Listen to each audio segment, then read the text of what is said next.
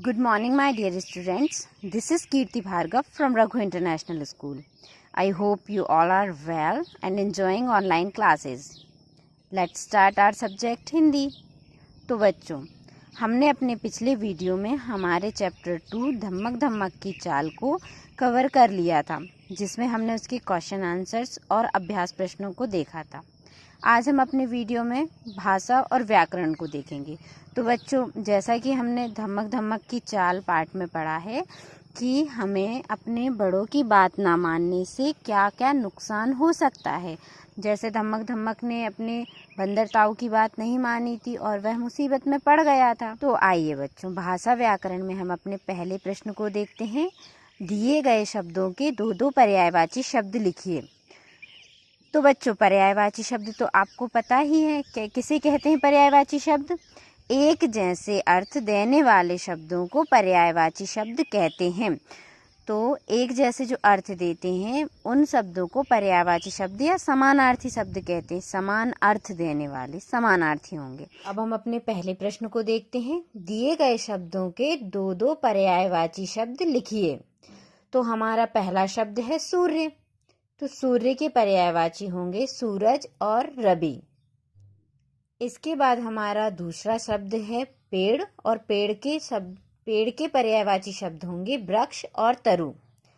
इसके बाद हमारा तीसरा शब्द है बंदर. बंदर के होंगे बानर और कपि. इसके बाद हमारा चौथा और आखिरी पर्यायवाची शब्द है शेर. शेर का होगा सिंह और बनराज. बनराज का अर्थ होता है वन का राजा. जैसा कि हमें पता ही है कि शेर को हम जंगल का राजा कहते हैं, तो इसका एक नाम बनराज भी होता है.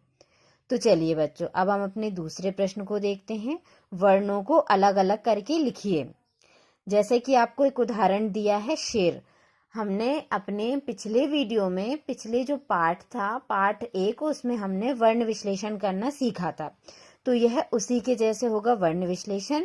हमें व्यंजन से स्वर अलग करके और प्लस करते हुए लिखना है. तो देखिए, जैसे आपको एग्जाम्पल दिया है शेर. श शा में हलंत है. हलंत का मतलब यह है आधा है, इसमें स्वर नहीं है. फिर ए, फिर प्लस रा, फिर अ. ऐसे ही अब हमें नीचे भालू, गलती, नानी और जगह का करना है. भ में हलंत प्लस आ प्लस ल में हलंत प्लस ऊ. तो यह हो जाएगा भालू. इसके बाद अगला है गलती. ग में हलंत प्लस अ प्लस ल में हलंत प्लस अ प्लस त और त में ई.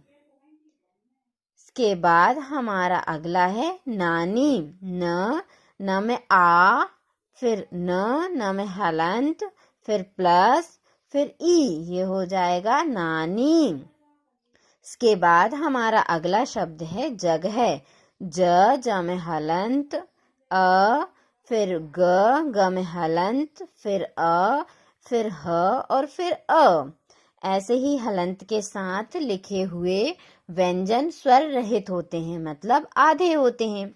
तो चलिए बच्चों, अब हम अपने तीसरे प्रश्न को देखते हैं, जो कि है पाठ से आए अलग वाक्य बनाइए. तो जो हमें शब्द दिए हैं अवसर, खतरा, सुरक्षित और पहलवान, इनके हमें वाक्य बनाना है जो कि इन पाठ में ना आया हो. तो पहला है अवसर. तो अवसर के लिए हम एक वाक्य बनाते हैं. हमें अच्छे अवसर को हाथ से नहीं जाने देना चाहिए. तो यह एक अच्छा अवसर है, आपको पढ़ाई करने का मौका मिला है ऑनलाइन, तो आपको इस अवसर को हाथ से नहीं जाने देना है. तो चलिए बच्चों, अब हमारा दूसरा देखते हैं हम खतरा. सभी को आग से खतरा है. यह वाक्य होगा सभी को आग से खतरा है. अब हमारा तीसरा वाक्य देखते हैं. घर सबसे सुरक्षित स्थान होता है. सुरक्षित का होगा घर सबसे सुरक्षित स्थान होता है. अब हमारा अगला वाक्य है पहलवान. तो पहलवान का होगा पहलवान बहुत ताकतवर होते हैं. हमने देखा ये सूमो पहलवान कितने मोटे थे, कितना खाना खाते थे, तो वह ताकतवर तो होंगे ही. तो चलिए बच्चों, इसी के साथ हमारा प्रश्न 3 यहीं पर समाप्त होता है. अब हम देखते हैं प्रश्न 4. इन विराम चिन्हों के नाम याद कीजिए। यह विराम चिन्ह है जिसमें है पहला योजक चिन्ह, दूसरा है अल्प विराम और तीसरा है उद्धरण चिन्ह। इन चिन्हों के आपको नाम याद रखना है कि इन्हें क्या कहते हैं। तो याद रखोगे आप? तो चलिए अब हम देखते हैं इनका सही प्रयोग। हमें 2 वाक्य दिए हैं। पहला है धमक धमक पेड़ से नीचे उतरा और धीरे धीरे सुरक्षित स्थान की ओर चलने लगा। इसमें हमें इन चिन्हों का प्रयोग करना है। तो देखिए, धमक और धमक के बीच में हम योजक चिन्ह लगाएंगे। तो धमक धमक पेड़ से नीचे उतरा, फिर अल्प विराम और धीरे धीरे के बीच में योजक चिन्ह, सुरक्षित जगह की ओर चलने लगा और फिर पूर्ण विराम। अब हमारा दूसरा है अध्यापक जी ने कहा हमें अपने माता पिता की बात माननी चाहिए। तो इसमें हम लगाएंगे अध्यापक जी ने कहा, फिर इसके बाद योजक चिन्ह और फिर उद्धरण का आगे वाला निशान। हमें अपने माता पिता की बात माननी चाहिए और फिर उद्धरण के पीछे वाला निशान और फिर पूर्ण विराम। तो बच्चों, इसी के साथ आपका चौथा प्रश्न भी यहीं पर पूरा होता है। अब हम अपने अगले प्रश्न को देखते हैं। इसमें हमारा अगला प्रश्न है, इन चित्रों में कौन सा काम किया जा रहा है, उनका नाम लिखिए। तो देखिए, ये चित्र हैं। तो इन चित्रों में कौन कौन सा काम किया जा रहा है। तो देखिए, ये चित्र है, इसमें क्या काम किया जा रहा है? दौड़ने का। तो इसमें लिखेंगे हम दौड़ना।